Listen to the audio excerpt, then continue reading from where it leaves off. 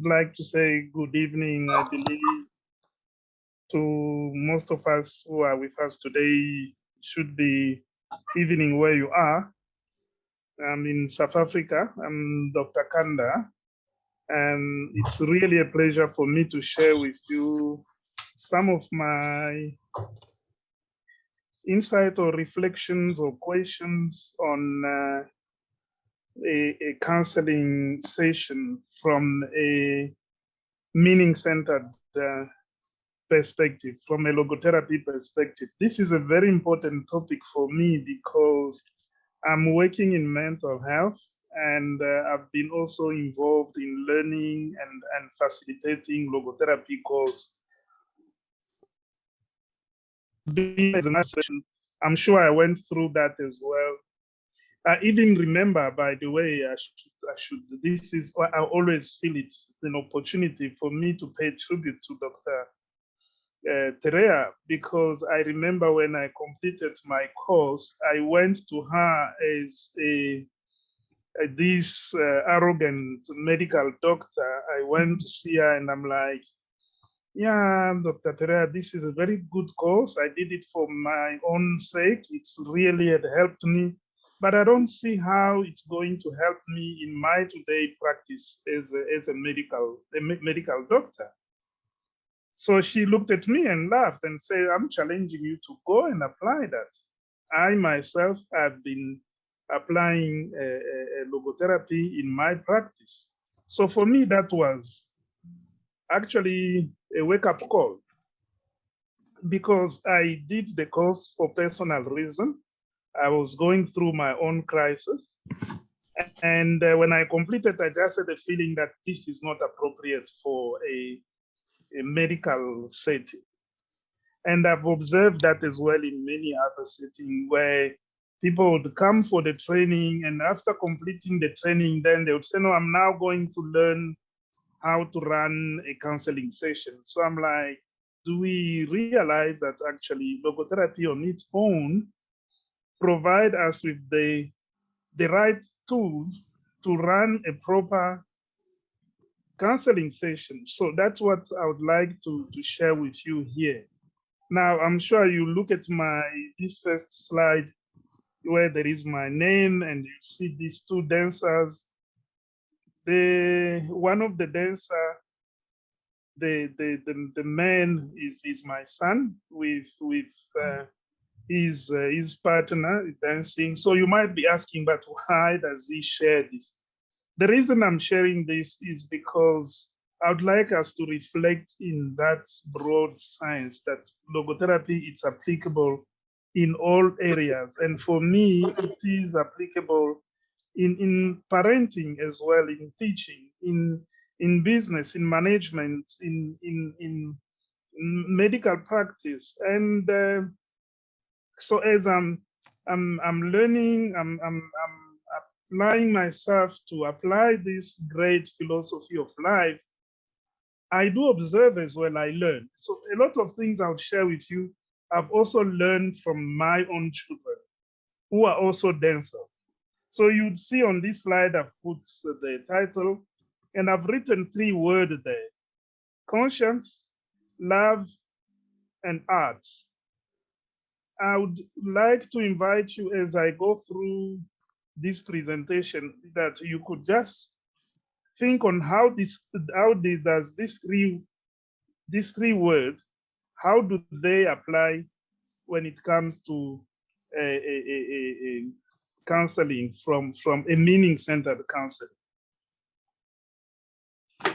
So for me, like when you take, I've seen my children going for dance class from young age. Now they are big, so I used to drive them there, watching them, and then I realized that you don't just become a dancer overnight. You might have the talent. My children definitely have a talent. They are great dancers. But they would learn moves in small pieces. At the beginning, it's quite difficult, but with time, it becomes part of their life. and they go to a next level. So I looked, for me, I thought that we could also look at a application of logotherapy in a counseling session in that setting. And the pieces I would like to propose for me for a logotherapy session is that a logotherapy session has got also different aspects. Please, this I'm presenting purely for a learning purpose or for a discussion purpose, just to facilitate learning. Because I know as a session, it's a unique experience and we experience different. And each one of us could come with his own way of looking at it.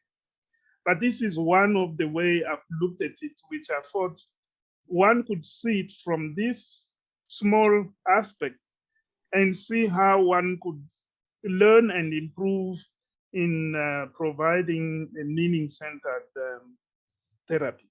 So the one aspect of a logotherapy session is the attitude. I believe our attitude is so important. And that attitude include even the attitude within session. It's like in my case, is also attitude outside my work as a medical doctor. I'm saying this because we have a tendency of behaving like the technician of the surgeon. Oh, I'm sorry, I would say even like I've seen some people as well, like religious people. They become religious only on Sunday when they attend church. Or you become a doctor only when you are in your practice. Outside, you don't go around with that identity. But I think for a logotherapist, it's so important to maintain your attitude as a logotherapist wherever you are, including in between the session, because that prepares you when you go into a logotherapy session. The other important aspect is the encounter. The concept of encounter, for me, actually, it's actually the main part I hope I'm going to discuss here. And I will discuss it hoping from what I've learned, as I said, from Dr. Terea and from reading Frankl books. And in this case, the book I've used mainly is one of the chapters of Frankl. I'm saying this as a reference as well. The unheard cry for meaning. He has a chapter on discussing on encounter. And the other aspect to a session, it's to realize that the session, it's a process as well. And in the session as well, we do use techniques. So for me, these are the four aspects I would like to briefly discuss with you and suggest that if we pay attention to these four aspects, we should be able to run a meaning-centered therapy. So about the attitude, I believe it's important for us to be aware that as human being, each one of us has a number of attitude. Of course, it's happened as well that I'm a trained anthropologist. We look at culture as I've represented it as made of different layers. But here I'd like just us to look at it as from our personal view that each one of us has a set of a worldview. We might be aware of it, but we have a way we see the world around us, the way we understand the world around us. And around that, we build our attitude toward the world, toward other people. We have our own values, and that results in the way we behave, the way we experience and feel the world around us. And there is the outcome around. But you'd realize if you look at it from that perspective, that very quickly then for a logotherapist, the most important and critical everybody mute, please. Yeah.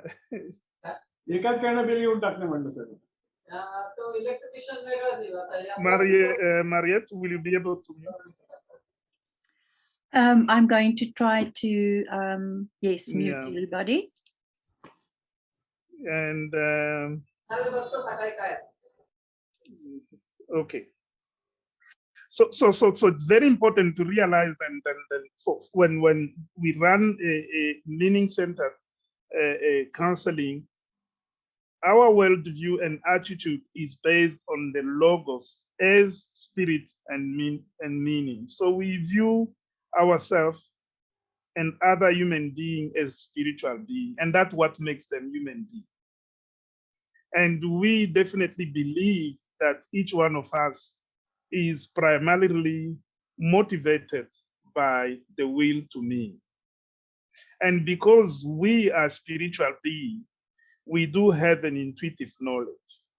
So you'd see on this side, I have my youngest daughter who's going to have a birthday tomorrow. This is one of our photos during the pandemic lockdown, because some of the schools were closed or they could not attend school, but they continued dancing. And I realized how that helped them to continue living, and how when it comes to dance, one has to have faith that I'm capable of dancing. So faith becomes a very important thing. And for me, faith is in the middle. So you'd say, but how do you apply it in a logotherapy session? In logotherapy session, we should have to have a trust. That's what I call faith, a trust. That meaning it's unconditional. That's applied to me. That applied to any other human being, regardless of what they go through. Especially in my case, I deal sometimes with people who have got severe mental illnesses with very poor prognostic. Generally, these are people who are looked down upon. You don't give them a chance. The least you can do is give them medication, shut them down, and don't listen to them. But there, logotherapy calls us to have faith that regardless of their condition, these are still human beings with a spiritual dimension.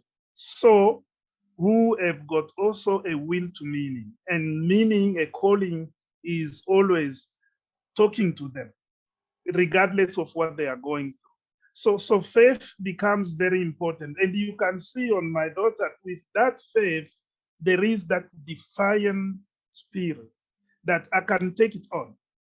I might have fear, I might have doubt, I might have pain, but I have faith that life is calling me. And that for me is already some kind of a treasure which we should be trusting when we are entering the logotherapy session. And then I said, one of the quotes I put here is that, as is written, you would realize that Frankl makes us aware that it's not only that interaction between I and the client, but it's for us to be aware that the meaning in that interaction is like the third person. I don't know if I'm allowed to say that. It's like the third being. It's like the third aspect to which we should not overlook. We have to be aware of that when we enter these. We enter into an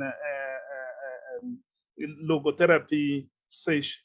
So I've put 3 scenarios where I believe this is one of the way I used to be, that I, as a doctor, when I meet my clients, I would reduce my clients to the illness and even call my client by the name of their illness. So they become a thing. That's where you see the I relating to the it.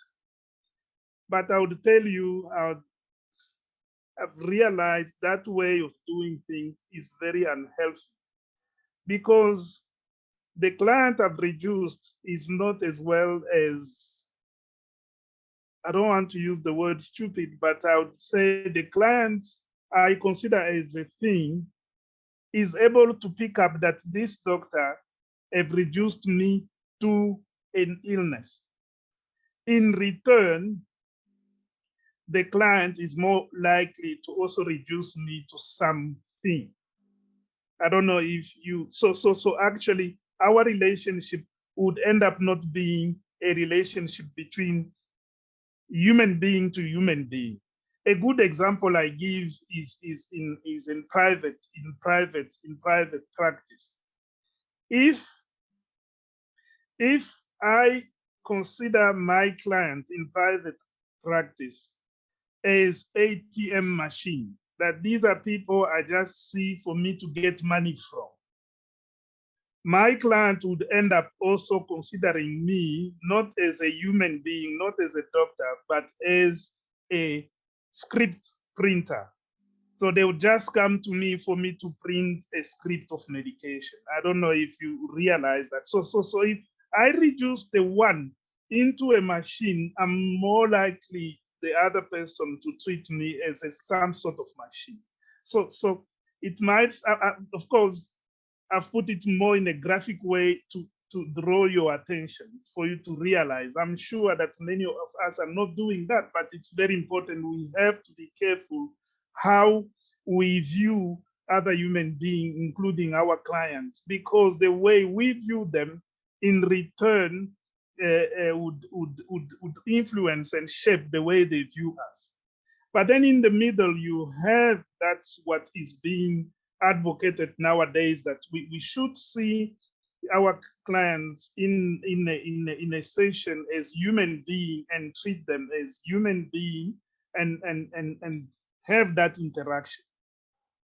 Here as well, as much as it's already much better than the first scenario, I still believe that this is not enough, because the risk is then that I might treat my client as any other client. So it can be this one or another client, it doesn't matter, as any other client.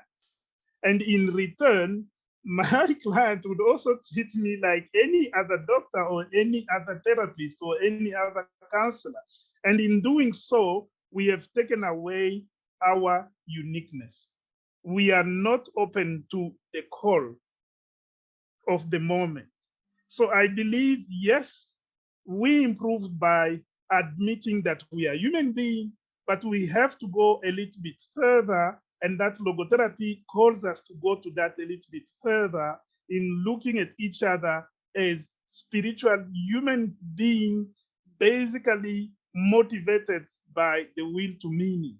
That is the third scenario. And by doing that, in that moment where we reach out to the other as a human being, who we are aware that they are reaching out to, they call in the moment, as ourselves are also being called in the moment, we then look at this human being as unique, specific human being, because we are aware that their calling is different from mine.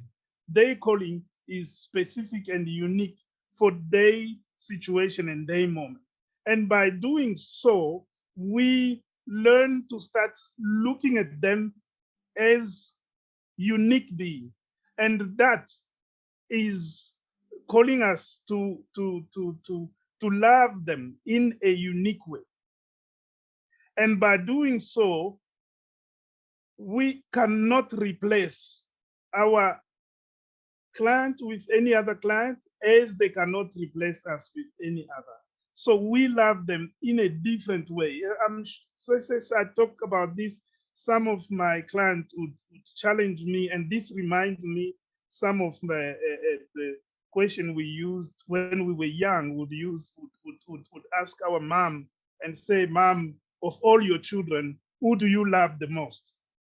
I've just realized as I've grown up that that was the most stupid question you could ask a parent. As children, it makes us sometimes fun because you could see the parent not knowing how to answer. But we have to realize that the love for each human being is so different and you can't compare it. So with my clients, I would keep telling them the way I love you, it's unique because of who you are, because you are different. The next person who would come here would be a totally human being, and the experience of love I would have with this person is totally different. So therefore, we cannot compare this. And this confirms what Frankl says, that when we are meaning oriented, then we become aware of the uniqueness of the moment and the uniqueness of each human being. And of course, by becoming aware that there is something outside us which calls us, that calls us to become more aware and take a distance and look around us, look around our context. Because for me, meaning is it's real. It's not something we make up. It's something which is really embedded in our specific context.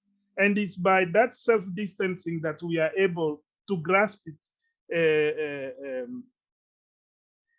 So the other, so I've talked of the attitude, I've talked of the encounter. The other aspect to the session is to realize that the session, it's a process. There is a movement. I generally say, for me, logotherapy, it's a therapy in action. It's not a static therapy, it's a therapy in action. We have to be aware that every time we meet with other fellow human being, something happens. And be aware of how do we leave each other. And I think if I remember, I will talk about it at the end. That's why with my first daughter, I've put faith. This is the first one I show you on the photo is my youngest. This is my elder daughter photo here. I've put hope.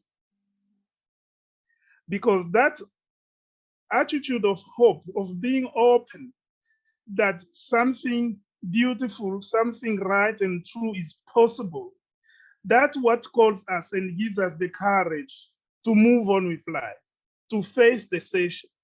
To be able to challenge each other, to confront each other with the reality in the moment, in the session. And that creates facilitates, not create, but facilitates the movement, because we are actually, by searching for meaning, we are actually looking at where we are now, our being, how we are now, to what we ought to be. There is always that gap which calls us to move. And in going through that process, that's how we facilitate development, growth, and healing. So we have to be careful. Logotherapy invites us to be meaning oriented. We are not going to check if how much have you grown up or how much have you healed. We are searching for meaning with the faith, as I mentioned before, that by doing so, with the faith that the development and growth and healing is going to happen as a byproduct. And in doing that, we realize with that hope, it calls us to be open to reach out to what is beautiful, right, and true. This is mobilizing one of the spiritual capacity, that of self-transcendence. So, and then the last aspect or component to the therapy based, meaning based therapy is the use of techniques. This is so important, and we have to be very careful. It's important because quite often what we ask is to have a technique which we would want to apply in each session. It's kind of giving us some sense of security that I have something to apply. But like dancers, I've realized that dancers would learn different moves, would learn different tricks. But for each performance, they would be inspired by their spiritual unconscious. They would be inspired. They would look at their intuitive knowledge to start looking at which move, which tools to put together to produce a particular dance. So they don't say, okay, fine, these are the techniques I've learned and these are the techniques I'm going always to use. It doesn't work that way, because if you just use those techniques for the sake of using technique, you have lost your purpose, and you definitely lose as well the person you are working with. And this is why Frankl says somewhere that any therapy is function of the person and the therapist, and of course of the context as well. So the technique we use, whatever type of technique we are using, it has to be individualized. It has to be contextualized. It has to be appropriate in that context we are seeing the client. And remember from the beginning, I said the context where we are meeting the client has within it a meaning embedded in it. And this is why we have a concept we call logo int, cues. We have to be aware of these cues of meaning. From those cues of meaning, then we can see which kind of technique we can use.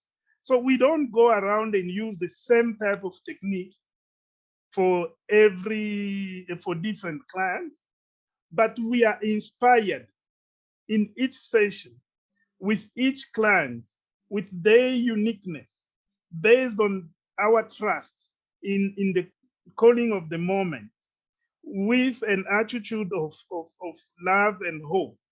We get inspired to come up with a particular technique. That results in improvisation. So for me, in logotherapy, a logotherapy-based session, it's open to improvisation. Of course, it's not improvisation for the sake of improvising, but it's improvisation in an attempt to respond to the call of the moment. And there are guideposts for us, because we do make mistakes. And one way of finding that we are on the right track is to look at the guideposts, which are of generally in that technique, in that interaction, we have to have a feel that we are not preoccupied with ourselves. What question am I going to ask? How do I look like?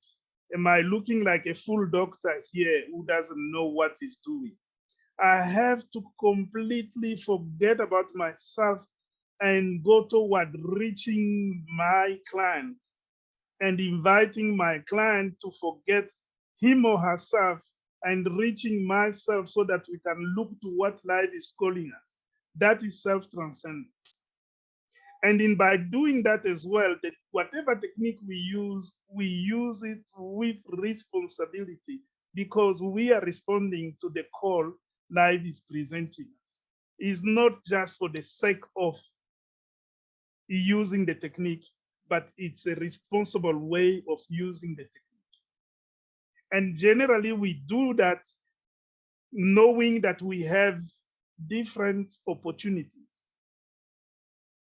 But unfortunately, in each situation of all those opportunities, there is only one which is right, beautiful, and true. We have to learn to listen and use the appropriate tool to fulfill that opportunity. There is, as well as I've mentioned as well, the uniqueness that in each session would help the client or facilitate the client to have that sense of uniqueness, that sense of being irreplaceable, that sense of being talked to or called to only in this moment, only to that client. And that is also a way of judging that our technique is the right thing. And lastly, in applying whatever that technique we apply in that meaning-centered perspective, we go through an experience of self-discovery. We discover a lot about ourselves and actually uncover who we are and our true uniqueness and authenticity. Our true identity becomes more and more visible. So this seems to be a little complicated because I've put everything I've just mentioned. I did it purposely just to illustrate how every session, like any experience, like any human experience, is a complex experience. It has different aspects to it, but one can look at those different aspects from a logotherapy perspective. As I said, coming with an attitude based on our faith, having that value of love in an encounter, and in the process of the session, being open to what is beautiful, right, and true, with an attitude of hope, and using technique like my children would use them as artists. And by doing that, remember those three words I presented to you at the beginning. I said, think about them. I truly believe, as Franco said, conscience, art, and love, they are for me all stemming from that unconscious, spiritual unconscious, as Franco says. And for me, that's those three words, conscience, love, and art, are linked by our spiritual dimension as human beings. So it becomes so important that when we have made truly encounter the other human being, that when we separate, that the human being, the other fellow human being we have made, should leave our logotherapy session with a sense of having experienced love, hope, and faith. These are part of the optimistic attitude, which would allow us to face suffering, death, and guilt. So this is what I thought I could share with you this evening, and I hope it makes sense, and you are more than welcome to ask question or have comment. Thank you for your attention.